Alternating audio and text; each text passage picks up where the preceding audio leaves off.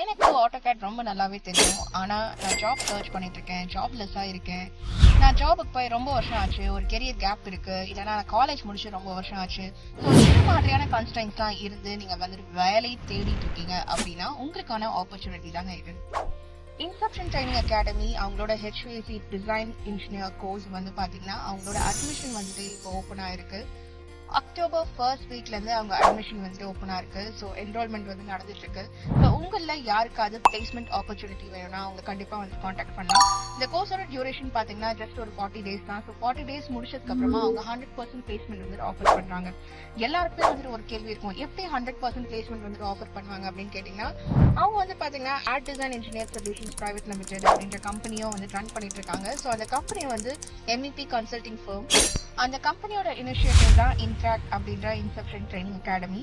So உங்களுக்கு இது தவிர்த்து வேற எந்த டீடைல்ஸ் வேணும்னாலும் கீழே கொடுத்துருக்க நம்பரை வந்து காண்டாக்ட் பண்ணுங்க.